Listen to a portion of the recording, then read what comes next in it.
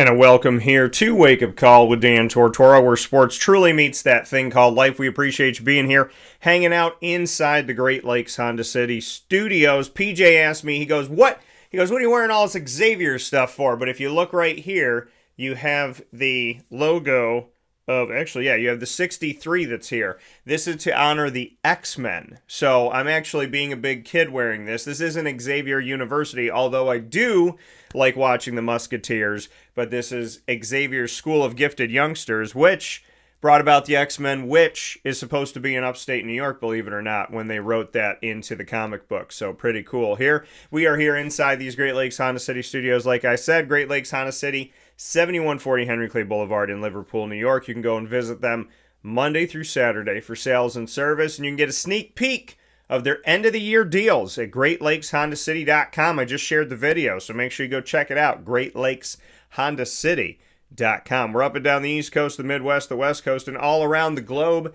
on YouTube.com and Facebook.com, both /WakeUpCallDT, and on WakeUpCallDT.podbean.com. However you're connected with the show, we thank you so much for tuning in all around the world. Of course, it's Thursday, which means it is time for us to bring you our Player of the Week, proudly presented exclusively by Myers Creek. Myers Creek has two locations, 33 Rippleton Road in Cazenovia, and you'll also find them by going to the location in the Syracuse Inner Harbor on 720 Van Rensselaer Street in Syracuse, New York. So plenty of ways to reach them. They're going to be out in Lake Placid as well in the not too distant future.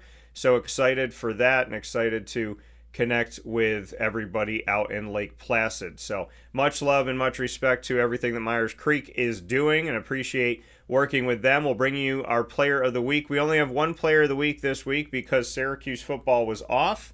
So Central and Upstate New York is going to take the cake here, as our high school Player of the Week will be the one that we're bringing to you this morning, where sports meets that thing called life. So with that being said, a lot of great stuff coming up here on Wake Up Call with Dan Tortora, and I thank you for being here and hanging out with us on the broadcast. I can't thank you enough for your love and support. So let's get into the Player of the Week, and then, of course, after that, Papa Joe is going to be joining me here on Wake Up Call with Dan Tortora, and, of course, we'll be talking about the third college football playoff rankings of the season, and then we'll also get into our college football week 12 recap, week 13 picks, and then we'll recap the NFL in week 11 and make our week 12 picks, all here where sports meets life. Let's jump right into the Player of the Week.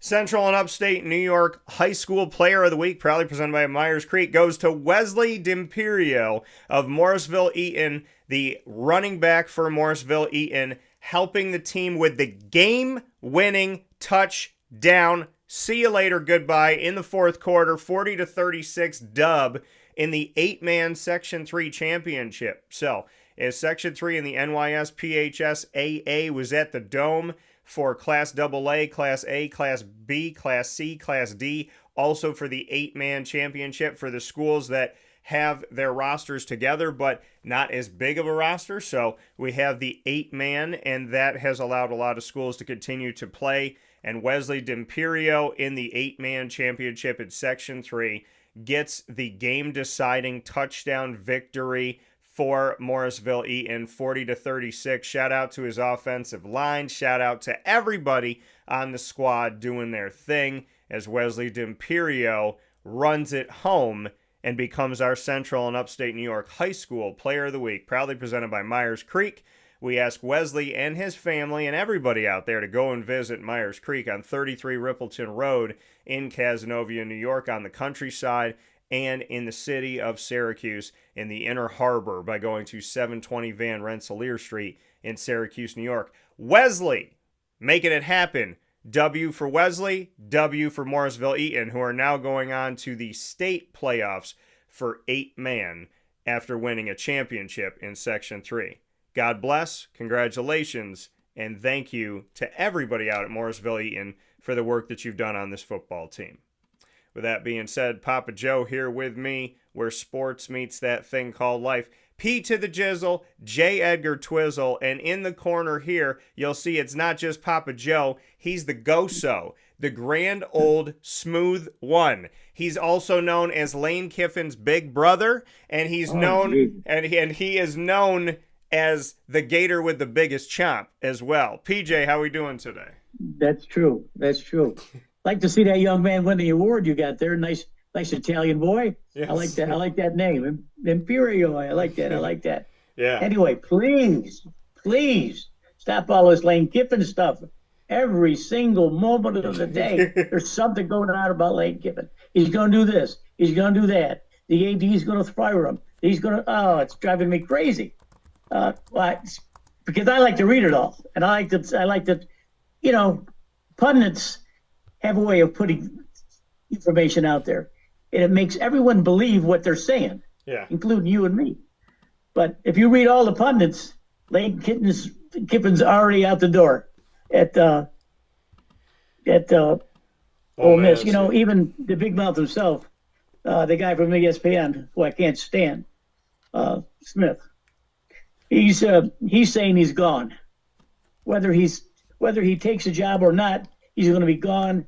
Says he's going to be fired by the end of the year because the AD does not want him coaching in the championship playoffs if he's not fully invested in his own team. Yeah, I can see that. I guess that, but still, the guy is he's hot. Yeah. Now the latest we've got down here is that his family last week, one day they were in Gainesville looking over the city. The next day, some of his other family members were at LSU looking over the facilities. So tell me where that goes. Yeah. Well, here's the thing, PJ. And this is what I don't like about making these decisions and making them now. And, we're in the middle of a season. And we're not in the middle of any season. We're not talking about a team at Ole Miss that's, barely getting by, that's doing okay, that's not going to make it anywhere. We got an Ole Miss top 10 team that should make the college football playoff. We got an Ole Miss team that has gone through the majority of the season and won those games, been the difference more often than not. And so, he should be the coach. These players need to be focused. You don't want something to happen to the Rebels, right, where they end up losing games because they're worried their coach is going to leave. These are human beings. So these human beings thinking about their future, do they want to get in the portal? Are they going to talk to somebody else? Are they thinking about leaving and whatnot because of all of this hoopla going on? Again, we're not talking about a 3-7 Ole Miss team. We're not talking about a 5-5 Ole Miss team. We're talking about an Ole Miss team that right now, if it happened today, is in the college football playoff. So there needs to be focus. There needs to be attention on that. Not on Lane Kiffin and what he's going to do for his future. Not on are they going to, force the coach out because he's thinking of leaving and they don't want a sitting duck in there and this and that.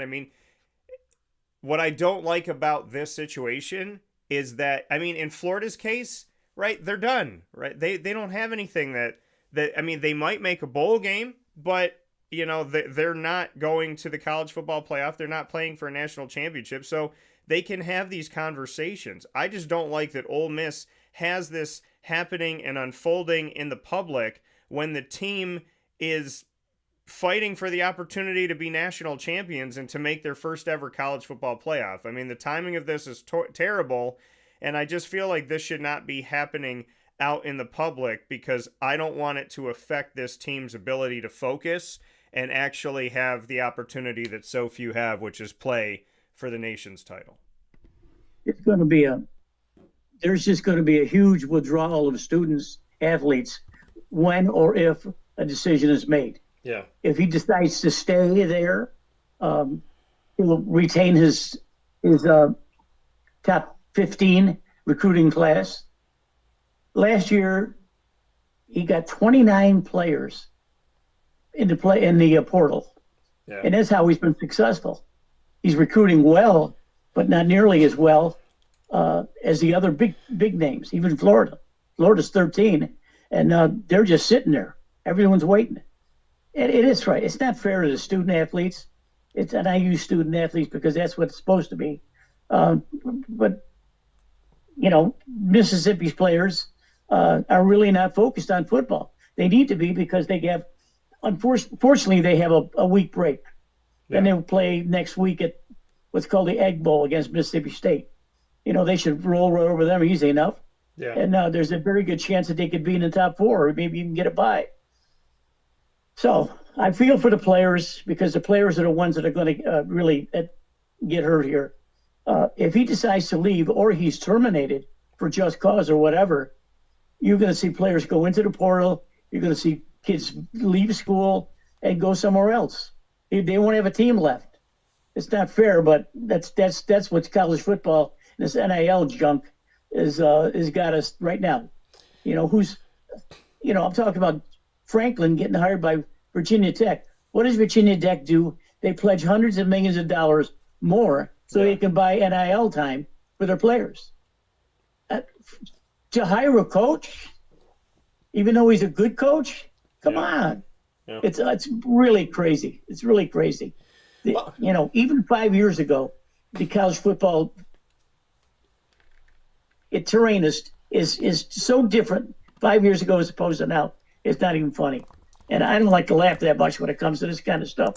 But I do have to, roar. I mean, it just every day or every hour, every minute, there's something happening about someone somewhere else.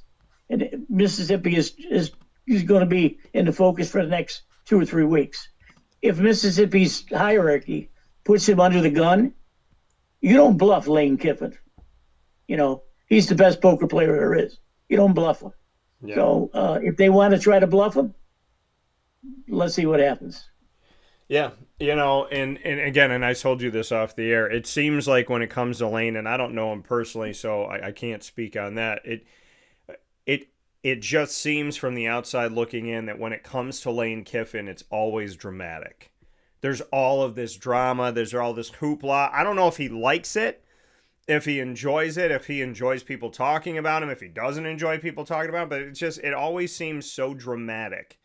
And if I'm the Florida Gators or I'm LSU or anybody really right now, I'm kind of like, why don't you stay at Ole Miss and I'll go find somebody else because this is too much. There's a lot going on. Think about James Franklin, But again, Virginia Tech's not playing for anything. So Virginia Tech can do this, right? James Franklin was let go by Penn State during the season, so he's not at a school. Virginia Tech let their head coach go during the season, so they don't have somebody sitting there. So they can have this conversation. Whereas Ole Miss, this shouldn't be happening. Like if you're a coach and you have a job and you're under contract and you haven't been fired, it should be considered tampering to talk to that coach. You should not be able to talk to that coach.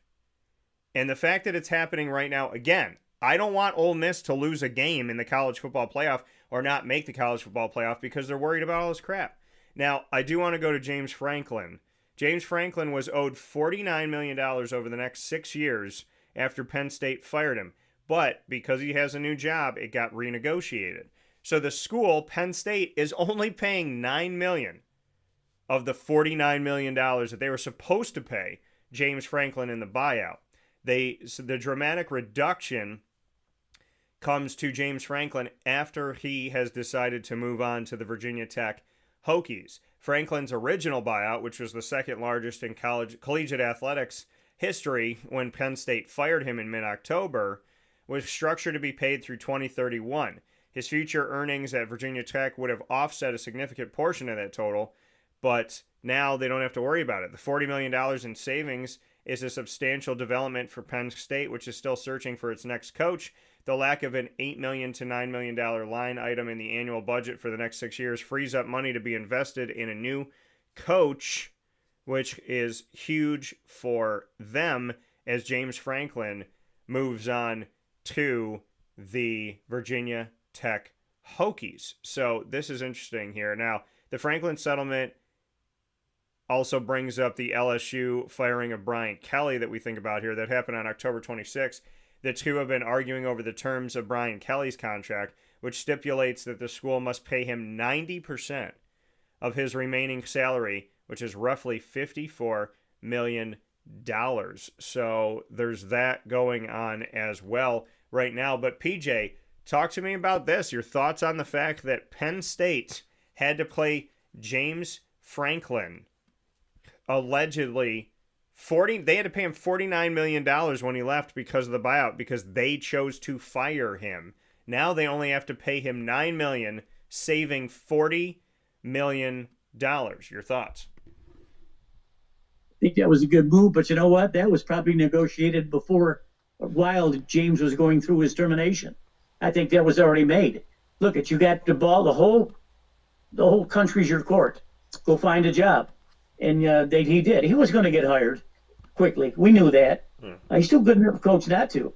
I think he was overmatched a little bit at Penn State because he couldn't win the big ones. But Virginia Tech doesn't have anything like that. They play West Virginia or Virginia, for their big games. I don't know. They're he's ACC, right? Yep. Okay. Yep. So now he's got to go up against Florida State, Miami, Georgia Tech, and the rest of these guys. I think he'll do well for him there. I don't know if he'll be a super coach for them, but I think he'll win more than he loses. He'll probably recruit well too. And who knows? After a couple of years, we could see his name back up there again as a coach of the playoff-bound Virginia Tech Hokies. I'm happy for him, and he made a good deal. Made a good deal before he left. So he gave that was a little carrot back to Penn State. They'll say, listen, if I get a job, let's do this. If I don't get a job, you guys are on the cuff. And he did. He made a good deal. And so did Penn State. So everyone's happy.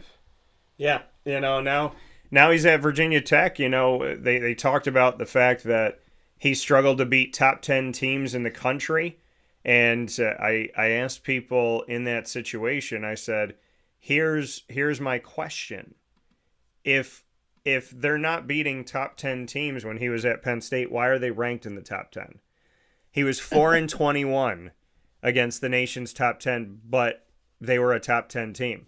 Remember that the AP and the coaches poll had them in the top 3, top 2 this year, right around that area, and I kept saying, why? There's no reason. Why? There's no reason. And then what happened? They showed you who they were. They fired their coach. They've won one game in the Big Ten. It was against a team who's winless in the Big Ten in Michigan State, and their other 3 wins are against Nevada, FIU, both unranked, and an FCS Villanova. So it's crazy, the ballooning of Penn State and the ballooning of the Big Ten when they show you who they are. Illinois showed you who they are. So, and I don't know how Illinois is in the college football playoff rankings right now. I'm not even going to talk about that. So it's crazy. It's insane. But I guess it's trying to give some light to USC and Michigan. And the conversation about Michigan is wild. Michigan barely beat Purdue, who's winless in the Big Ten. And I think they only have 2 wins overall. And they barely beat Northwestern on the road. They beat Northwestern by, I think, 2 points. And they beat Purdue by 6. Speaking of Michigan. So I don't know why anybody in their right mind is talking about Michigan right now. But again, it's because of the ballooning of the Big Ten. And Michigan, allegedly, they said Michigan's thinking about leaving the Big Ten. If they left the Big Ten, they're going to leave all of the unfair bias that they can milk every single year. So that would be interesting. But James Franklin going to Virginia Tech. Here's the thing. Virginia Tech's not typically playing top 10 teams in the country, so maybe that bodes well for him. Maybe it gives him a little bit more time to go out there and do what he needs to do. But we'll see. I mean, now you got James Franklin at Virginia Tech. You got Bill Belichick at North Carolina. You got Bill O'Brien at Boston College. You got a guy who I respect, even though I know they've struggled, but I respect him and I continue to. Mike Norvell at Florida State. You got Dabo Swinney at Clemson. You have Jeff Brom at Louisville. You have Brent Key at Georgia Tech. I don't know why people are talking about the ACC is a bad conference and and I'm like, you got Rhett Lashley at SMU who Arkansas wanted. I mean, what are we talking about here, PJ? I mean, you look at the pedigree of coaches, of talent, and you look at what they've done. People mock the ACC saying they're not a good football conference anymore because Clemson's not at the top, because Florida State's not at the top. So my question back to them is, do you want a top-heavy conference like the Big Ten where there's only 3 or 4 good teams out of 18? Or does it make more sense to say that the ACC has now spread the wealth? And now we have teams like Duke and Louisville, SMU, Miami, Georgia Tech, Virginia, that are all winning games, that are all putting themselves in a position to either make the ACC championship game this year or get close to making the ACC championship.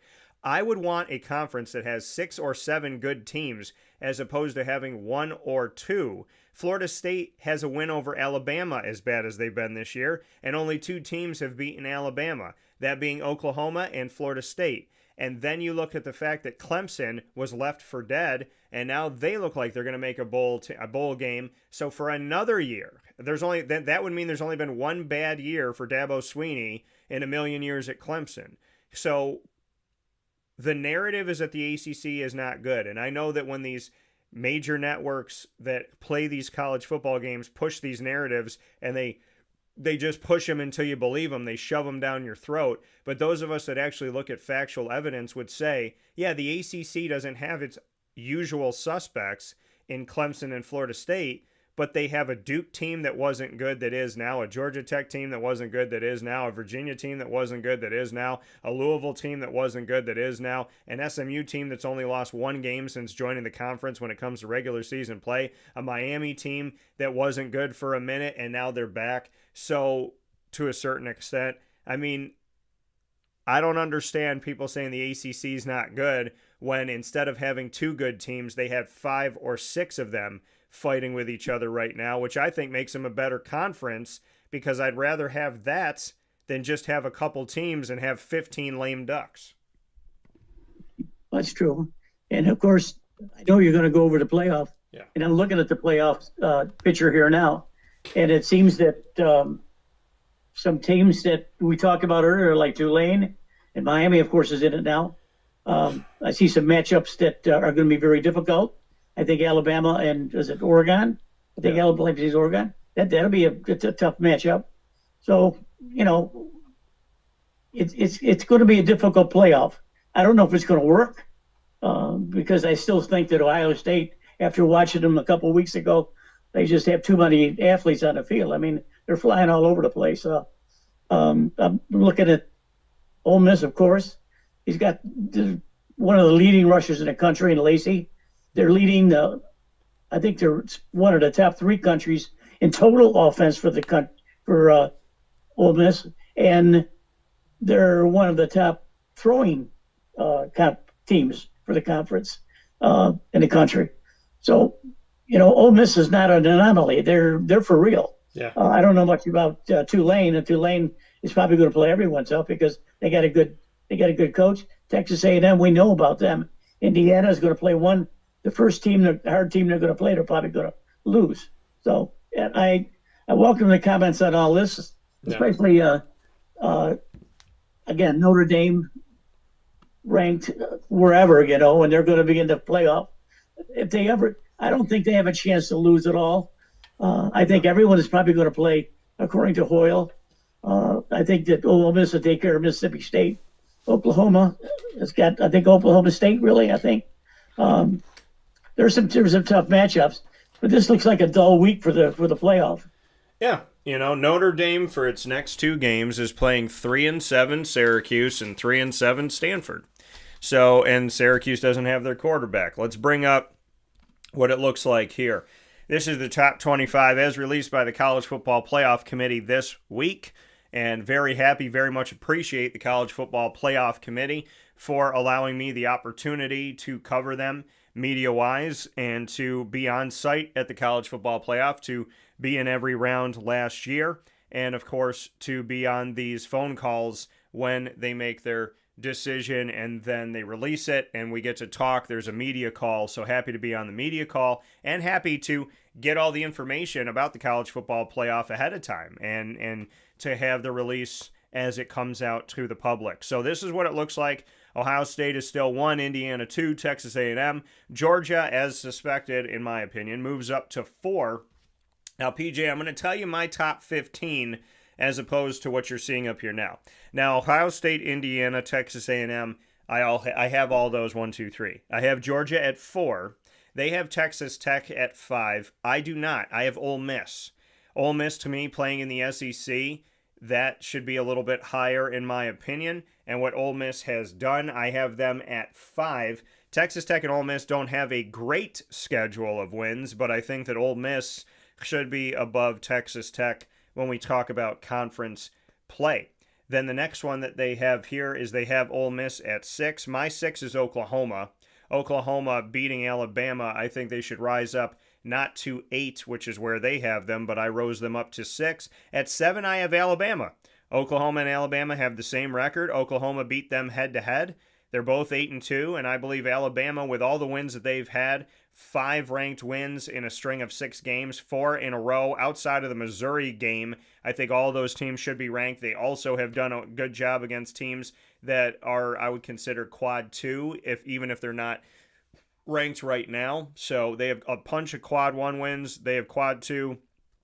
Arguably, Alabama has more wins cumulatively than anybody above them. They just happened to lose to Oklahoma and lost to, obviously lost to Florida State, which is one that bites them a little bit here because Florida State didn't have a good season. But I have Alabama at 7. They have Alabama at 10. I'm happy they left Alabama in the top 10, so we agree on that. Like I said, they have Texas Tech at 5. I have them at 8. And then I have Oregon at 9. They have Oregon at 7. Oregon really doesn't have a lot of wins to write home about. They beat Iowa. Outside of that, there's not a lot to say about Oregon. So that's why I dropped them to 9. I have Vanderbilt at 10. They have Vanderbilt in this at 14. I don't agree. Vanderbilt is 8-2. Vanderbilt's in the SEC. Vanderbilt has had some really good games, some comeback victories. So I have Vanderbilt at 10. And then I rose Miami to 11. They have Miami at 13. I rose Miami all the way up to 11. Why? Because of what everybody else did and how these teams look, right? You got to put them on this sheet on who you think can beat who. You look at their record, you look at who they beat, you look at who they lost to, and I have them above Notre Dame. Why? Because they beat Notre Dame. Notre Dame, folks, I respect the school. I respect the focus on faith. I respect the players talking about their Christian values and their faith. I love that. That doesn't mean I don't welcome all religions, and that doesn't mean I don't welcome you here to the show. If y'all listen and watch the show, you know I welcome everybody. Whether you have religion or don't have religion, I pray for you, I hope for you, and God loves you regardless, and so do I. I like talking to Marcus Freeman. I like him as a head coach. Riley Leonard, a friend of mine, was leading this team last year in the college football playoffs. So don't get it twisted that I don't respect Notre Dame, don't like Notre Dame, and don't value Notre Dame. All I'm saying is they're ranked too high. That's the reality. Notre Dame is ranked above Miami, and Miami beat them. This should be an easy thing. When you look at the polls and you say, okay, Miami's 8-2, Notre Dame's 8-2. Why the hell is Miami below Notre Dame? So that should change. They have them at 9. And so their top 10, we agree on most of the top 10, really outside of Notre Dame. And then I have Georgia Tech at 13, BYU at 14, Utah at 15 because BYU beat Utah. And I have Texas, the highest 3-loss team, falls to 16 after losing to Georgia. That's how my top 16 shakes out. Now, them having USC on now, I'll tell you what's up here, and I'm going to draw on this a little bit here, PJ, and then we're going to talk about it. So let's talk about these 3 teams, okay? Ohio State, Indiana, and Texas A&M. Texas A&M had to come back from 27 down to beat a bad South Carolina team. It was a great win, a great showing, a great effort. And you also look at it and go, why did it take that much to beat a team that's not that good? Ohio State has one quality win this year, and it's against Texas. And look at where Texas is, according to the committee. They're at 17. So Ohio State's undefeated. But having a 0 next to your name is why these 3 are here right now. If they didn't, then I would think I think if any one of them loses, they substantially dip. But here's the thing. Their schedules are so easy when we talk about Ohio State and Indiana that how are they going to lose another game? Unless Ohio State loses to Michigan, how are these teams going to lose again? Texas A&M is getting challenged here late a little bit more than in Indiana or Ohio State. But if all it takes is being undefeated, then why doesn't the American become the top? Why doesn't the Sun Belt become the top? Do you know how many times they've had records of 13-0 or 12-0 or 10-0, whatever it is at this point, and they're not even in. They're not even in the rankings. So Ohio State, Indiana, Texas A&M, congratulations. You are where you are, not because you beat good teams, but because you're in the Big Ten or the SEC and you haven't lost a game yet. The real thing that I'm looking at, PJ, is Georgia, okay? How dangerous is Georgia and how dangerous is Alabama? If it was up to you, PJ, let's take the fact that Ohio State, Indiana, Texas Tech, or Texas A&M, they're undefeated, right? But their schedules haven't been as hard as a Georgia or an Alabama. You tell me, would you pick Alabama over Ohio State, Indiana, or Texas A&M? Would you pick Georgia above them? Where, if they played head-to-head right now, Alabama and Georgia against the top 3 teams in the country, what do you think would happen? Well, I think that Ohio State would probably come out on top with that. Just because I've seen him, and I've never really been an Ohio State fan till last year. Ryan Day made me a believer. He's got him this year. You know, we're talking about the Texas A&M when they played South Carolina. That game was unbelievable. I watched that game and I couldn't believe I couldn't understand what I was seeing. One thing I did understand is that Lenora Sellers, being as big as he is and as strong as he is, finally had it going. I mean, he's not considered one of the top tier quarterbacks to be drafted by most everyone, but there are a few people, including me, that think that he can beat in maybe the top 15 because he's so friggin' big and strong. He can throw 40-yard lasers. And I'll tell you, Coach Elko was just sweating over there. He said, please don't give the ball back to Sellers because he'll kill us. We got to do something about that. And if you blitz him, he bounces off guys. So kudos to South Carolina for playing a hell of a game. They probably should have won, but you know, cream comes to the top, and Texas A&M is in the conference now where everyone looks at the SEC, and they're one of the best ones. Frankly, I think that Georgia and Alabama would handle Texas A&M, Indiana easily, but not Ohio State. Yeah. Yeah, I mean, you know, I don't disagree with you because Ohio State has been of all the Big Ten bias that works in their favor, Ohio State's been the only team to really back it up consistently over time. So I'm going to clean up this board here.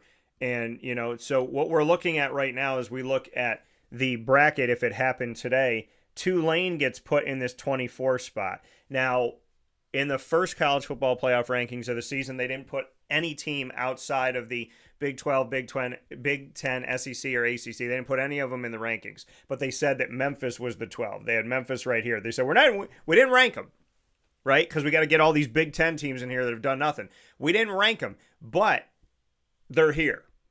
And then the following week, they put South Florida here. Now they put Tulane here. So they're obviously valuing the American, which they should.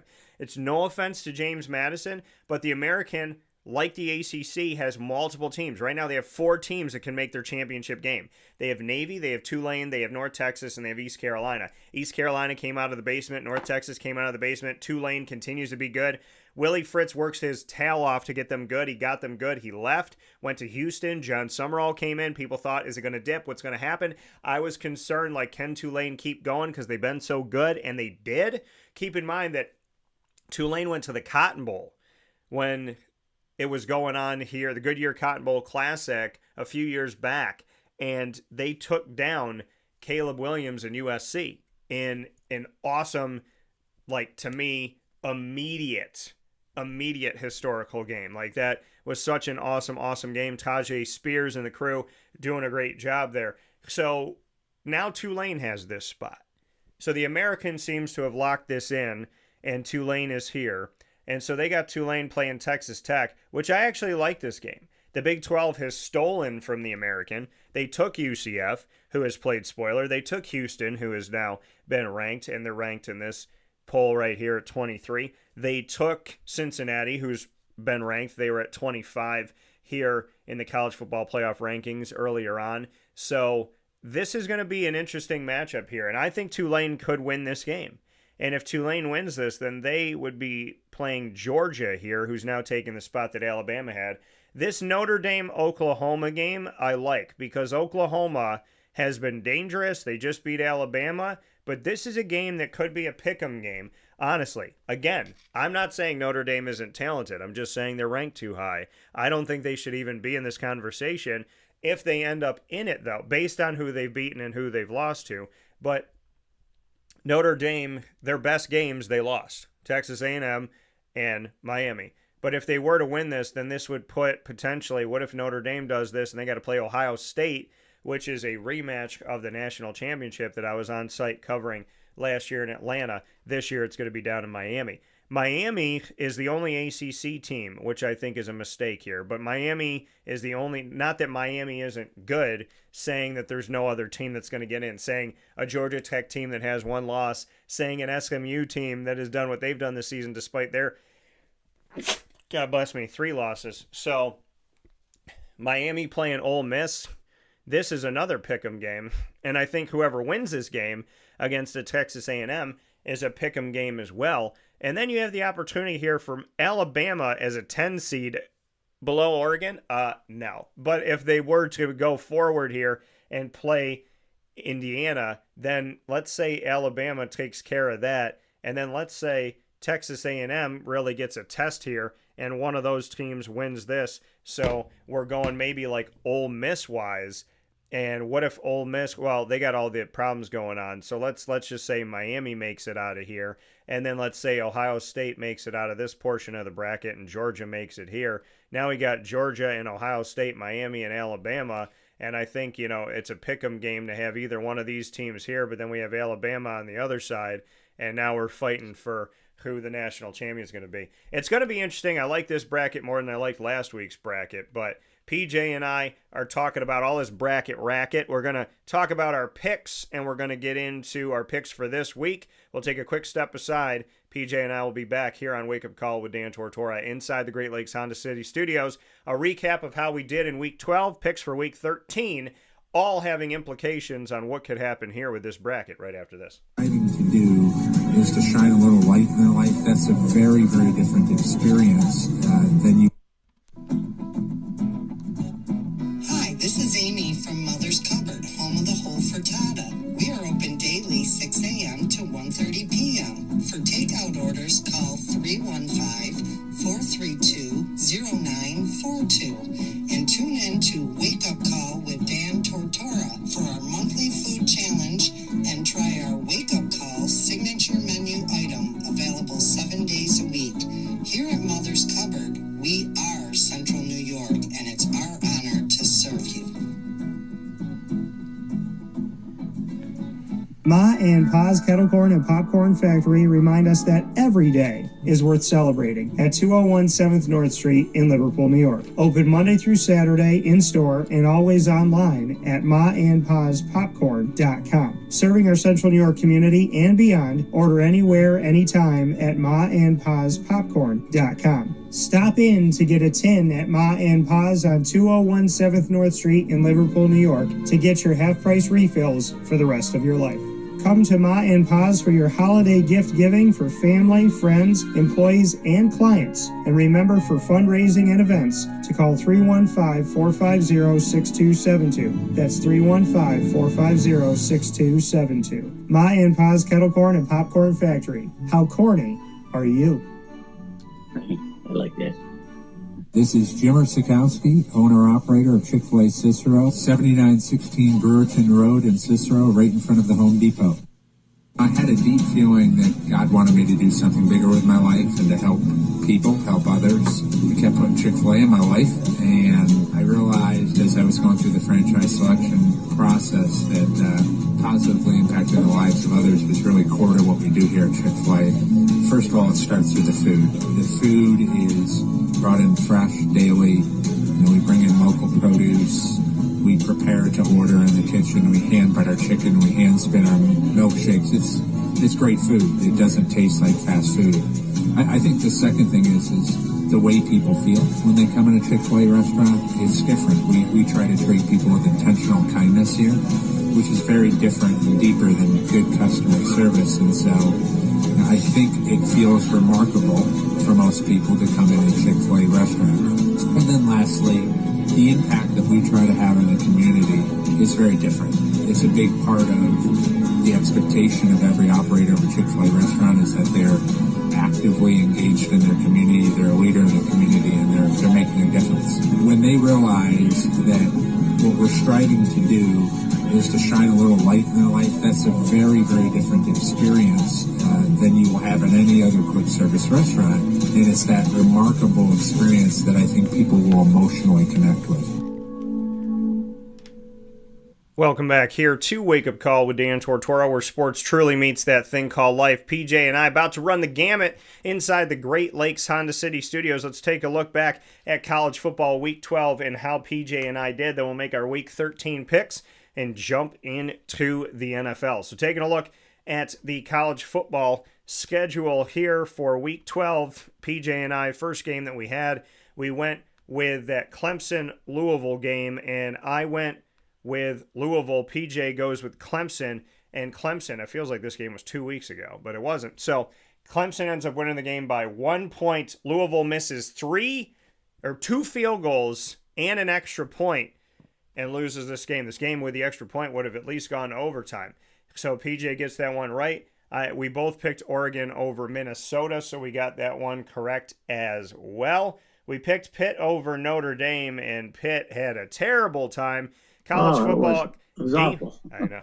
College game day was there, but it did not work out. Shout out. That is the best win that Notre Dame has this season. The best win that they have, not USC.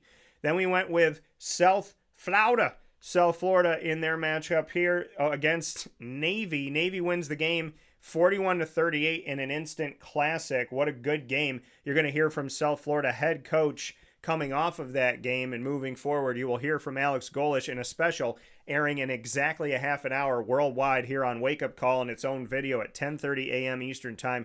Do not miss it. LSU and Arkansas, they had themselves a game going up against each other, making things interesting. PJ, I thought that this would be a good game, and it absolutely was a game between two teams trying to play spoiler this year. LSU wins 23-22. I thought it would be close. It was. PJ gets the 1 point victory over my pick. And then Fly Slamma Jamma Bama falls to Oklahoma 23-21.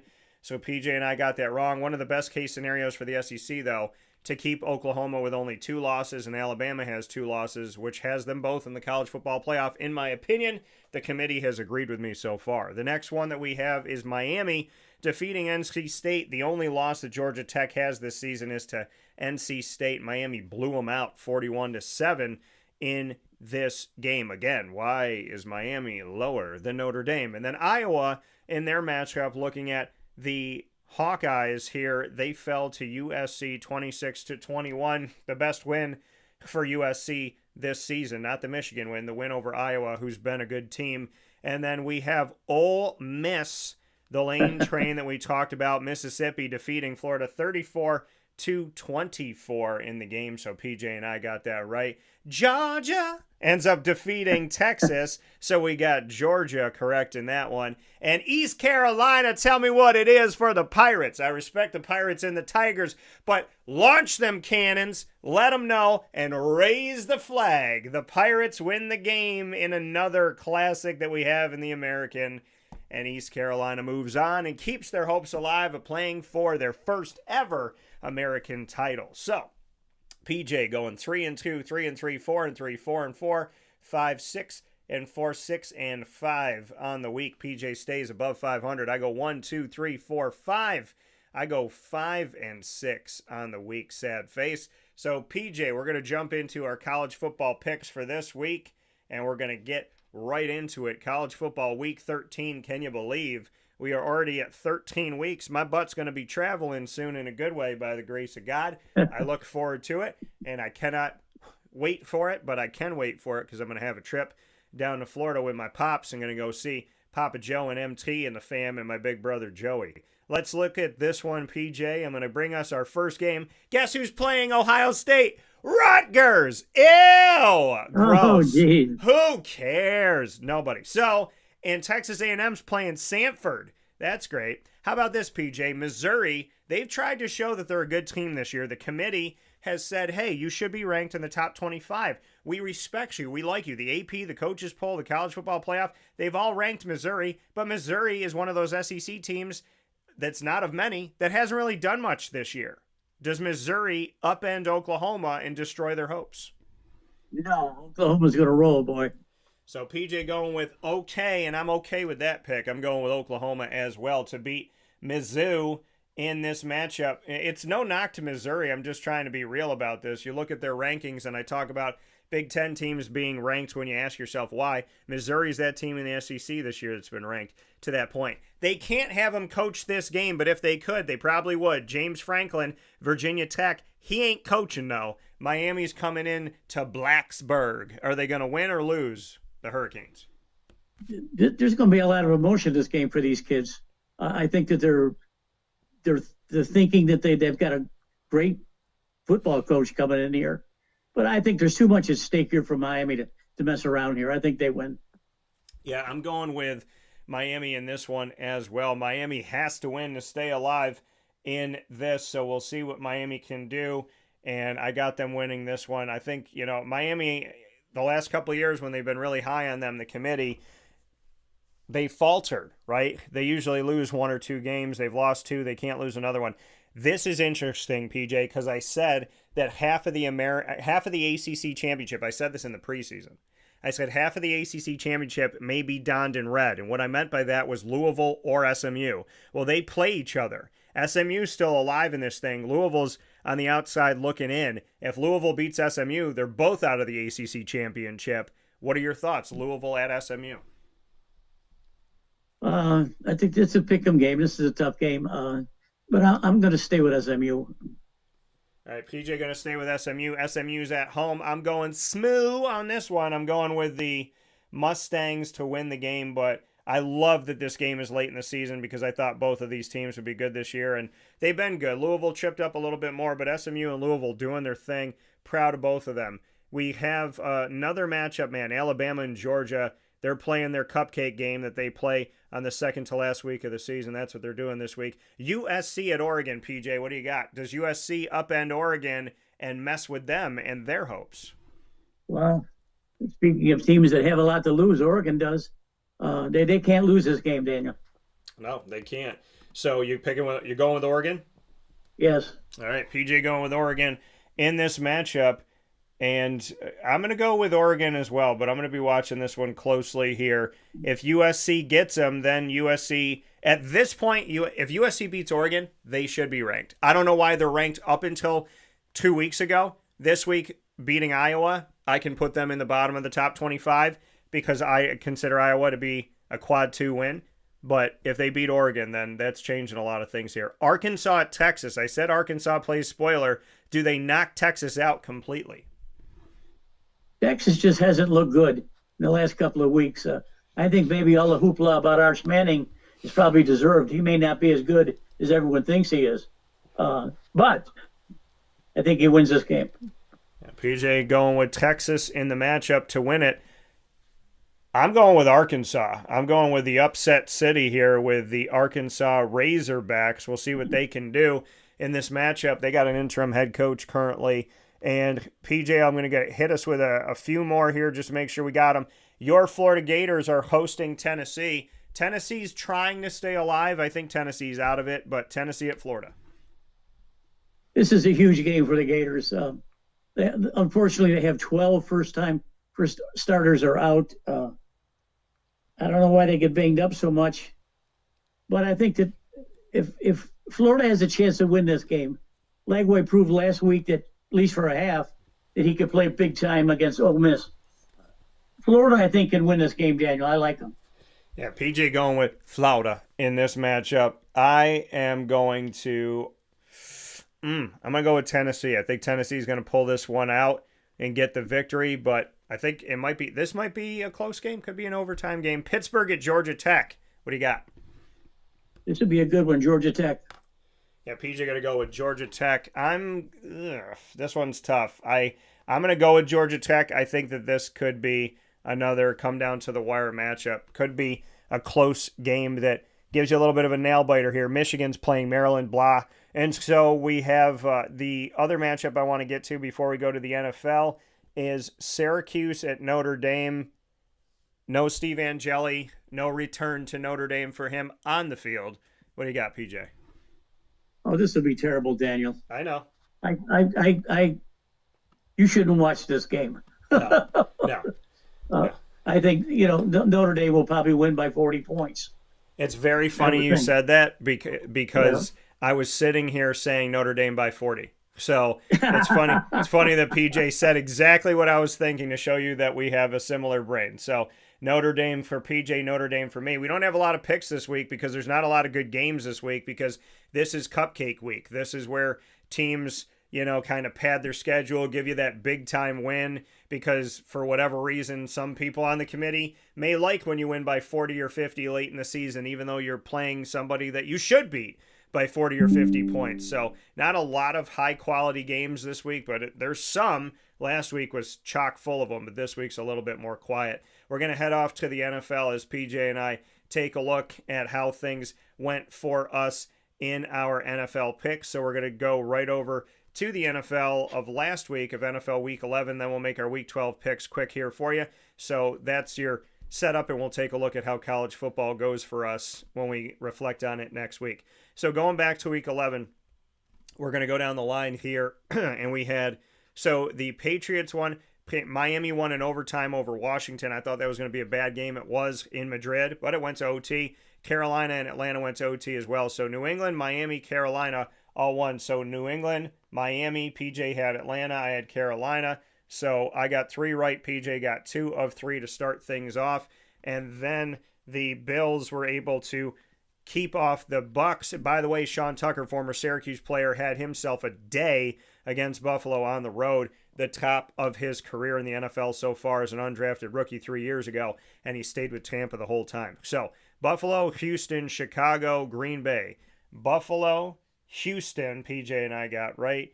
And then Chicago, we had Minnesota. Chicago wins that game. We both had Green Bay, so we get that victory. And then Pitt went up against Cincinnati, and Pittsburgh blew them out. So I thought Cincinnati with Joe Flacco might do some good things, but PJ was right on this one. God willing, Mr. Aaron Rodgers will be okay. And then we have the Jaguars smacking the Chargers and proving PJ and I wrong, had themselves a great week, continue to be an enigma, continue to make no sense. They lose games and then they come back and beat good teams. They're really good against the AFC West this year. And then we both had the Rams. The Rams get their victory. And from there, San Francisco, Baltimore, Denver, Philly. So San Francisco, Baltimore, Denver. So I had that one right. PJ had Kansas City. And then Philadelphia wins Monday Night Football over Detroit Rock City, they win it here, Philadelphia. Yeah, they won Sunday Night Football, not Monday Night Football.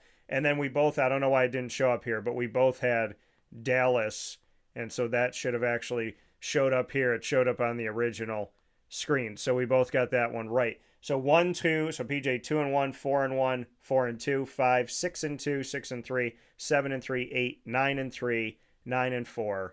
10, 11. So PJ goes 11-4 last week, and I go 1, 2, 3, 4, 5, 6, 7, 8, 9, 10, 11 as well.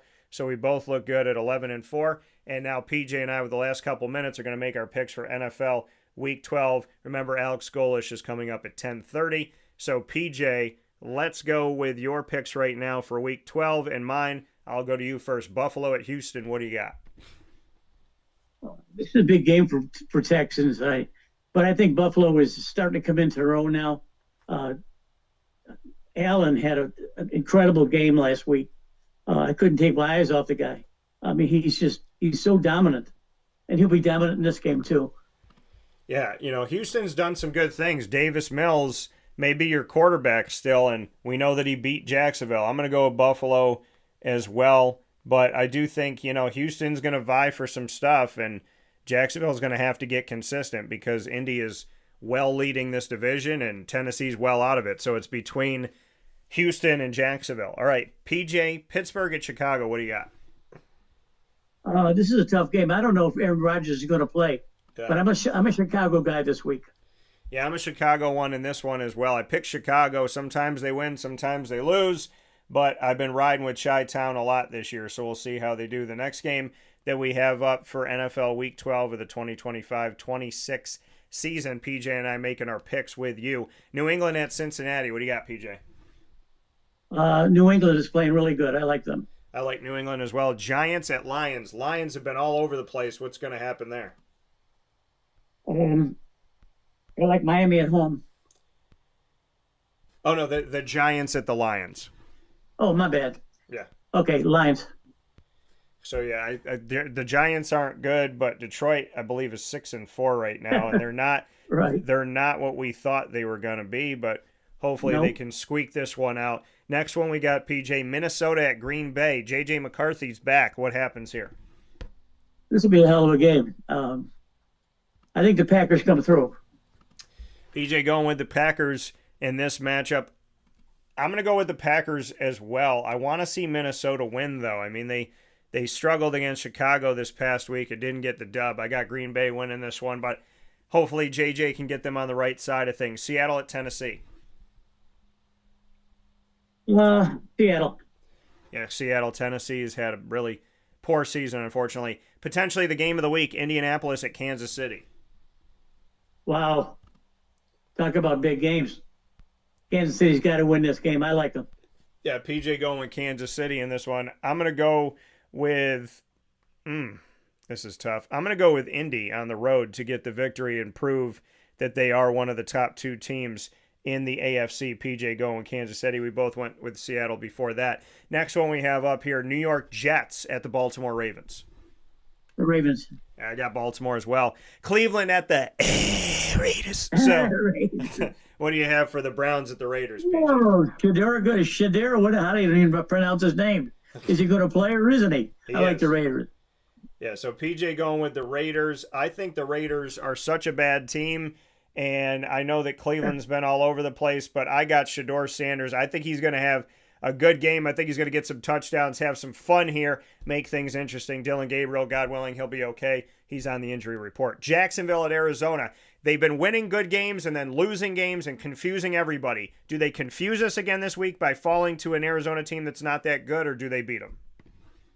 Remember last week I was talking about Jacoby Brissett because he used to come through the University of Florida for a while. Yeah. He's big, tall, strong guy. He could be the quarterback over there. You know, I'm not a favor of little guys playing quarterback. You know that. And I think that Brissett does the job for them. But I think Jacksonville can win a game. Yeah, I'm going with the Jaguars in this one as well. If they lose this game and continue to be an enigma, it's going to be a rough go at it here. But I'm going to go with Jacksonville. By the way, my best out to Marvin Harrison Jr. with an appendix injury. God willing, he is okay on that side for Arizona. So my prayers to him and his family. Philadelphia at Dallas, PJ. Philly. Yeah, I'm going with Philly as well. Dallas typically scoring a lot of points here, but I think Philadelphia is showing that if you had any worries about them, they are here to stay in the national spotlight in recent history. They've been doing good things. Atlanta at New Orleans. Everyone's bragging about how Jalen Hurts can play quarterback. There's nothing wrong with the guy. Yeah. Sure, he's not throwing for 300 yards, but for Christ's sake, he wins. He wins games, folks. And that's important. Yeah, so, last time they y'all that played. are riding Hurts, get off him. Right. And, Dallas, last time they played this season, first game of the season, you talk about Jalen Hurts finds ways to win. Didn't have to throw for 1,000,000 yards, but he ran for 2 touchdowns. Philadelphia at Dallas, we both got Philly. Atlanta at New Orleans. This is a terrible game. Penix is just going to be out for the year. Yep. Who knows what New Orleans is going to do. I think New Orleans wins at home. Yeah, I got New Orleans at home in this one. And my best to Michael Penix. I thought he came in running this offense really well. And then, they just kind of were everywhere, up and down and around the corner. But I think New Orleans gets the win at home. Sunday Night Football. Tampa at the Los Angeles Rams. It's the Baker Bowl. Before Baker was with Tampa, he was a Ram. What do you got, PJ? The Rams.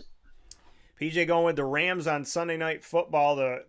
I don't know what I want to do in this. I'm going to go with the Rams, but I do think Tampa is a good team. I'm just going to give the Rams a slight edge here. Monday Night Football, Carolina at San Francisco. I don't know how this one happened, but Carolina's not too bad. Neither is San Fran. What do you got?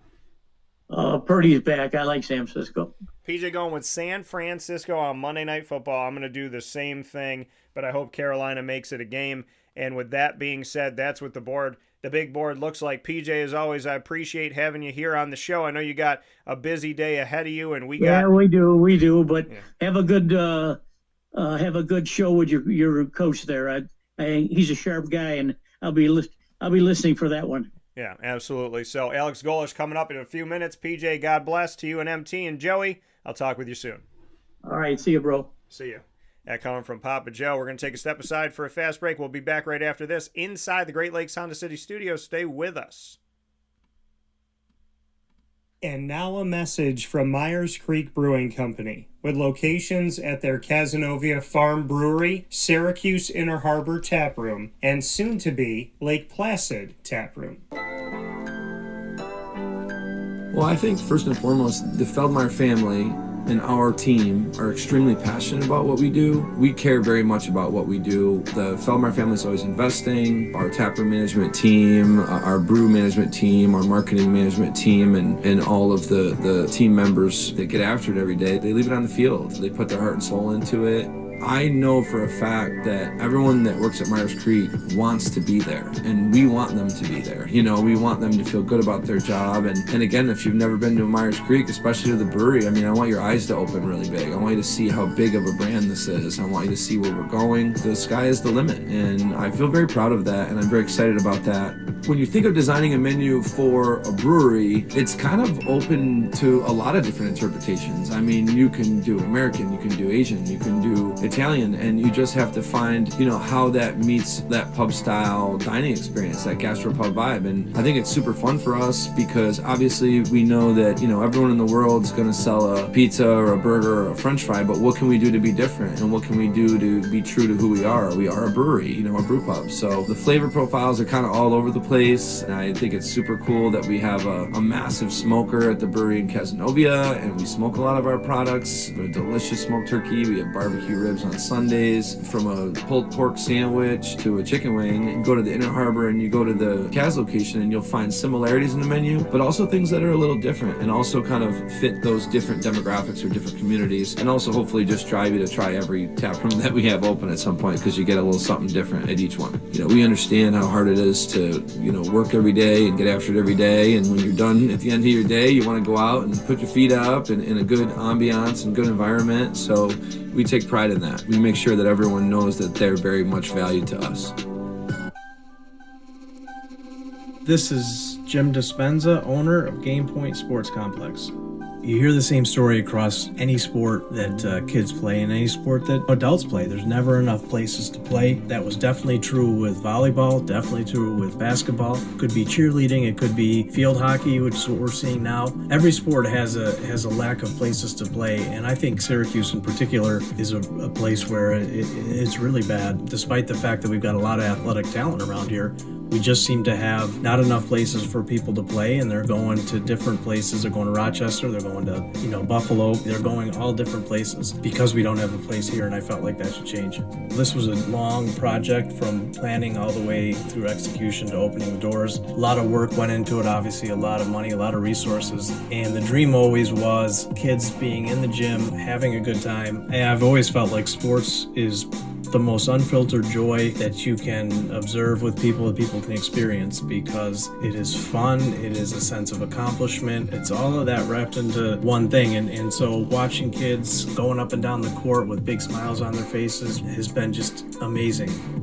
experience. I'm looking forward to years to come of that same thing. We've taken the time to invest in multiple sports, and then what we're finding is the mere fact that we have a large, clean, well lit space has opened a lot more doors for us beyond basketball, volleyball, pickleball. Now we're having some interest from cheerleading. We've got girls field hockey coming in. And then also there's quite a bit of room for spectators. We've got bleachers, we've got benches, we've got a concession lounge where people can get food and drinks. We're going to have multiple sports going at the same time, using every square inch of this place for what it was conceived for, which is basically people to come in, have a good time in the sport that they prefer.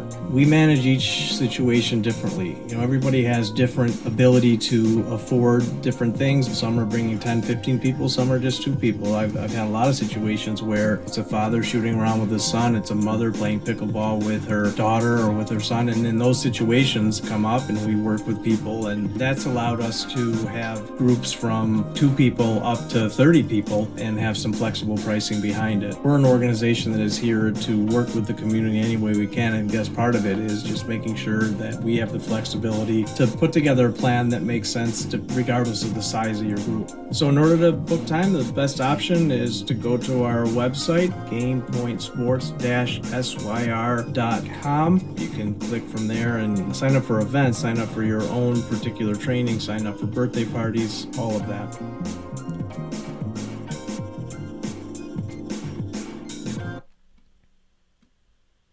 Here's a message from Renee from Bryan's Landing, located on 6523 East Seneca Turnpike in Jamesville, New York. Open Tuesdays and Wednesdays for dinner, Thursday through Saturday for lunch and dinner, and Sundays for brunch.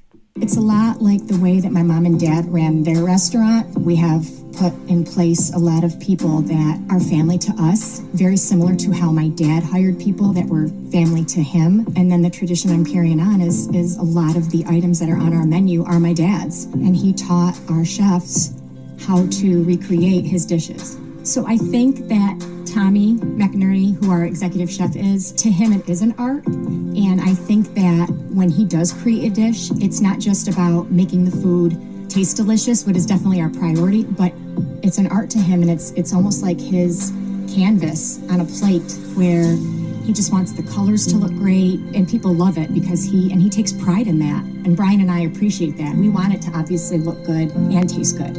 I will tell you, when we opened up, it was 6 weeks before COVID. And what was amazing was the community, our friends and family stepped up, and everybody did takeout. Everybody supported us. Our hearts were just so filled.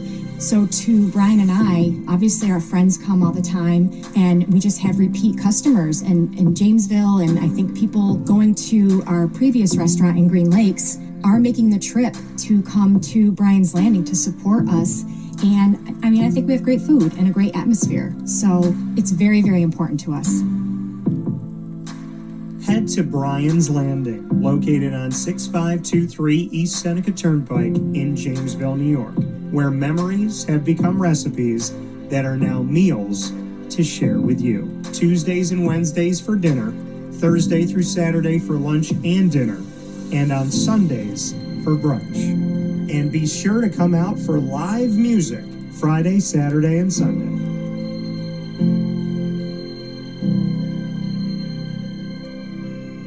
Life gets busy, and sometimes that means us running around. So Canine Camp Dog Daycare offers you an opportunity to give your dog a place to stay while you take care of what you need to throughout the day. Canine Camp Dog Daycare is located on 228 Old Bridge Street in East Syracuse, New York. You can see it from the highway, and it's just off of Erie Boulevard across from BJ's Wholesale Club. Call 315-437-7110. That's 315-437-7110 to schedule an appointment to bring your dog in and tour the facility. Appointments are Monday through Thursday after 6:30, where you and your dog can see everything that Canine Camp Dog Daycare has to offer, including a self-serve dog wash and a retail store filled with all of your dog's wants and needs, including food, treats, harnesses, leashes, and more, making Canine Camp Dog Daycare your one-stop shop for your furry loving friend. Right, Lily?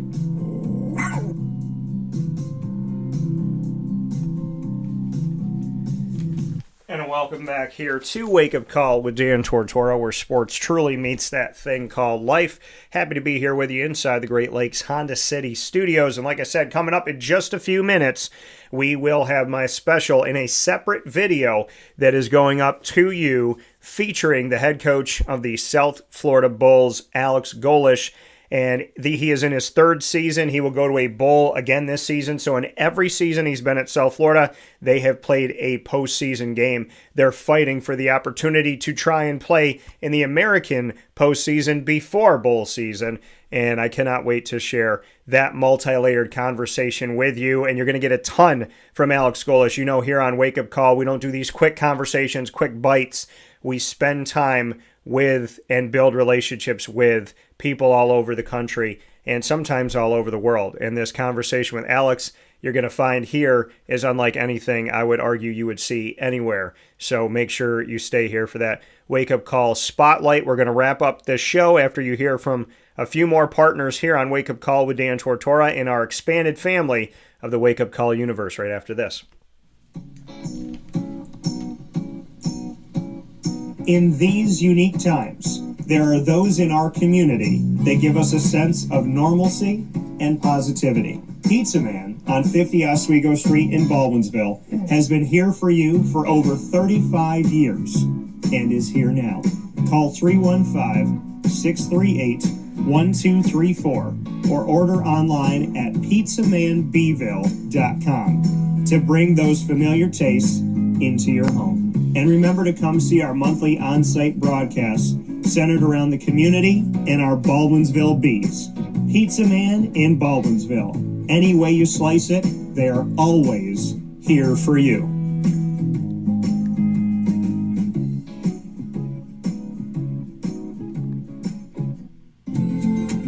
Looking for your next ride? Look no further than Great Lakes Honda City, located on 7140 Henry Clay Boulevard in Liverpool, New York. Serving our community for decades, their new and pre-owned vast array of vehicles are available to you Monday through Saturday on site. To search from home, shop at GreatLakesHondaCity.com. Call 315-365-5576 to set up an appointment. That's 315-365-5576 for Great Lakes Honda City, 7140 Henry Clay Boulevard in Liverpool, New York. Great cars, great people, Great Lakes.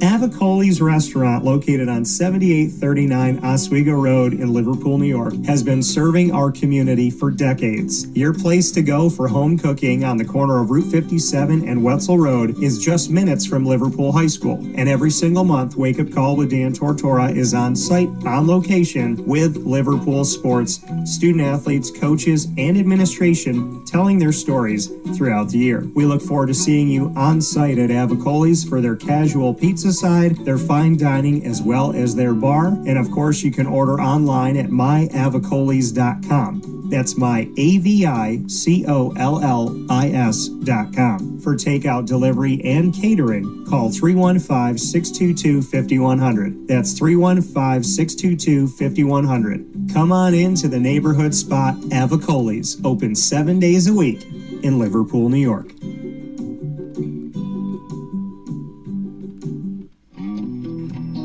K9 Campground Dog Boarding is your home away from home for your furry-loving friends. Open 7 days a week with drop-off and pickup times in the morning and later on in the day and early evening. K9 Campground Dog Boarding is the spot to trust with your dog for short and long-term stays. Call 315-299-4013 for more information. That's 315-299-4013, and go to k9campground.com as well. That's KAMP ground.com, where you will find all of the information on their different cabins, which include the classic cabin, executive cabin, grand cabin, and luxury cabin.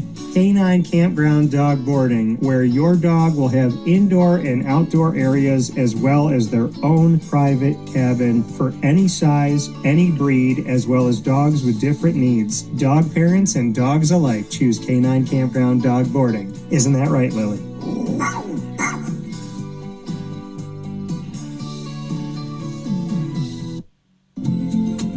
Looking for your next ride? Look no further than Great Lakes Honda City, located on 7140 Henry Clay Boulevard in Liverpool, New York. Serving our community for decades, their new and pre-owned vast array of vehicles are available to you Monday through Saturday on site. To search from home, shop at GreatLakesHondaCity.com. Call 315-365-5576 to set up an appointment. That's 315-365-5576 for Great Lakes Honda City, 7140 Henry Clay Boulevard in Liverpool, New York. Great cars, great people, Great Lakes.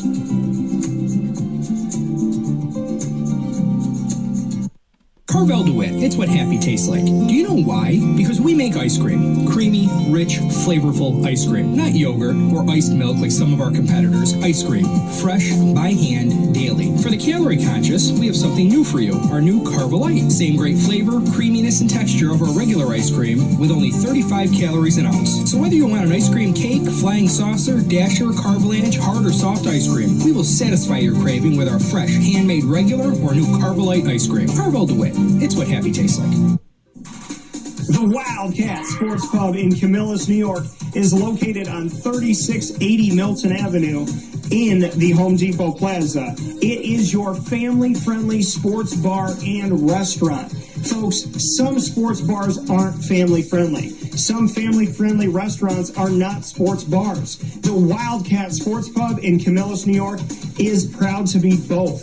It is that marriage that you've been looking for years. The Wildcat Sports Pub is your home base for your sports bar and restaurant needs, games for the kids, indoor and outdoor activities, and enough things on the menu to come back every single week and get to try something new. They're open Sundays from noon to 8 p.m., Monday through Wednesday, 11 a.m. to 11 p.m., and Thursday through Saturday from 11 a.m. to midnight. For reservations and party information, call 315-487-2222 for the Wildcat family-friendly sports pub and restaurant.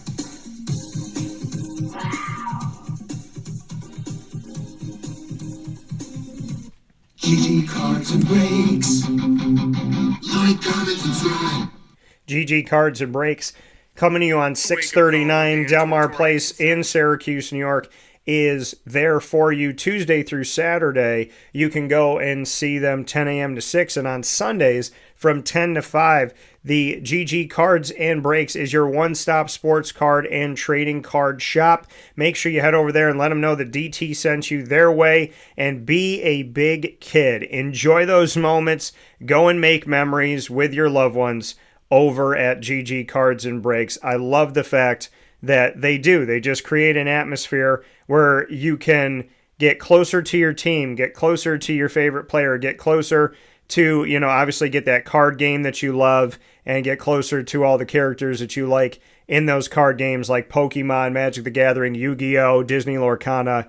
There's so many great things, and I love the fact that you could find it all at GG Cards and Breaks. While supplies last, they're constantly bringing in product, and they do a fantastic job of bringing in singles, graded cards, packs, and boxes. There's no place like GG Cards and Breaks, and I'm happy that they're right here in my community of Central and Upstate New York. See the wonderful team led by Josh Gideon by going to 639 Delmar Place in Syracuse, New York, and of course Tuesday through Saturday from 10 to 6 and Sundays from 10 to 5. Big time thanks as well to Chick-fil-A in DeWitt. Chick-fil-A in DeWitt is right there for you on the corner of Bridge Street and Erie Boulevard. You cannot miss it. That giant brick building with the double drive-thru. You can order on the Chick-fil-A app. You can also go inside and dine in, and you can go to their double drive-thru. Chick-fil-A all throughout the year, bringing you those flavors that you love. Whether you're a fan of the nuggets or you like that spicy, or you want to go there and get some breakfast, there's so many wonderful things at Chick-fil-A in DeWitt. Of course, folks, you can go out there and get the mac and cheese, which I love as well, and everybody loves them waffle fries.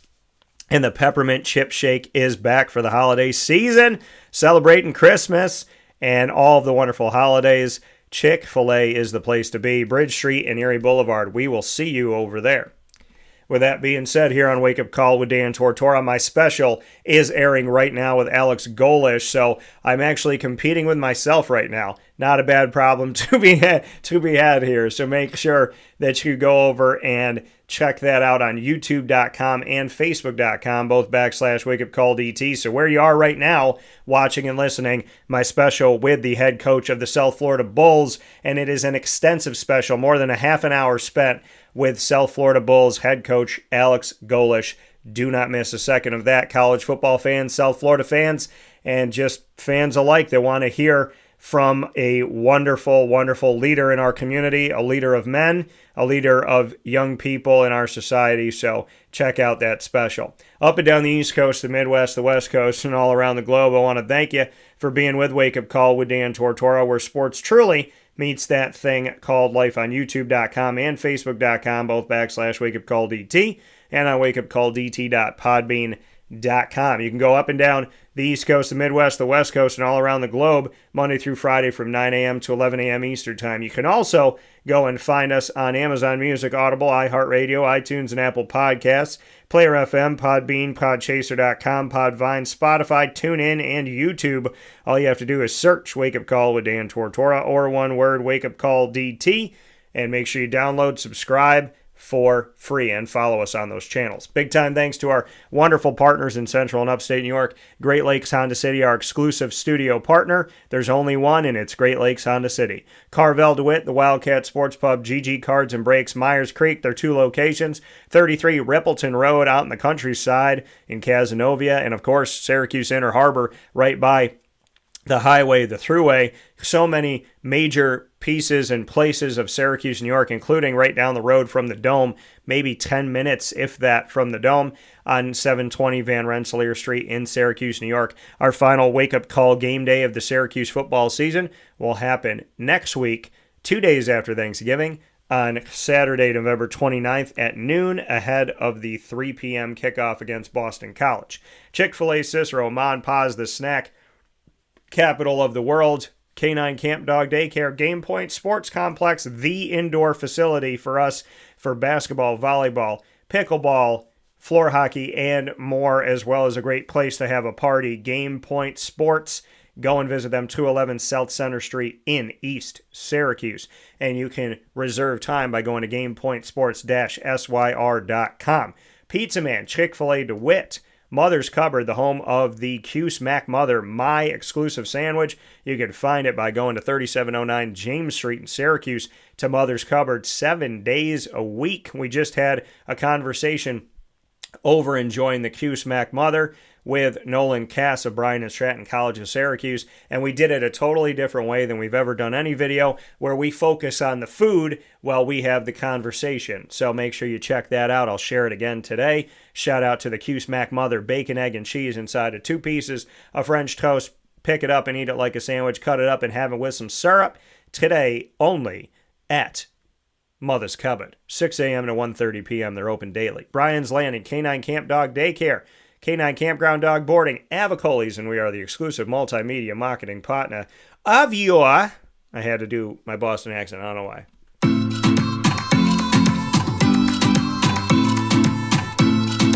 What it is, what it be, it's the Bobcats, the Bobcat Buzz. You just got a trifecta of Bobcat exclusive specials. They're on our social media as well as our YouTube channel with the Bobcats after their 29-point victory. You can check out my conversation with head coach Clay Gagan Sherman, as well as student athletes DeCourse Corley and Peter Santoro. So make sure you check those out on our channels, our many channels that we have on Wake Up Call. So check all that out, and you can go, of course, and get all of our Bobcat content, 100+ episodes, by going to youtube.com/wakeupcalldt. Click subscribe, hit the notification bell, and find our BSC Syracuse playlist. You'll also find the Bobcats by going to wakeupcalldt.com's homepage and underneath the exclusive partners tab. For more information, go to syracuse.bscbobcats.com and go Bobcats.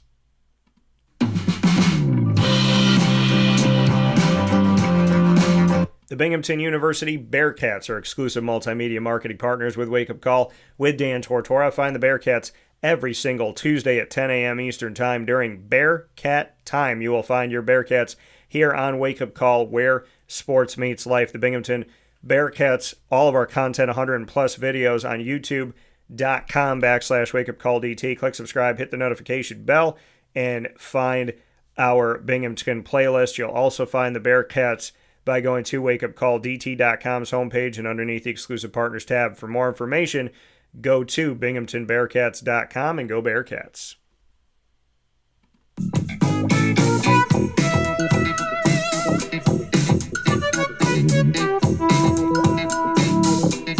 The Onondaga Community College Lasers are exclusive multimedia marketing partners with Wake Up Call with Dan Tortora. Find your lasers here on Wake Up Call. You will find them every other Wednesday on Wake Up Call at 9 a.m. Eastern Time bi-monthly, and that is in our Laser Lounge. And we have student athletes, coaches, and administration joining the broadcast here on Wake Up Call with Dan Tortora. You can find all of our content by going to youtube.com/wakeupcalldt. Click subscribe, hit the notification bell, and find our OCC playlist. The lasers are also on wakeupcalldt.com's homepage and underneath the exclusive partners tab. For more information, go to onondagalasers.com and go Lasers.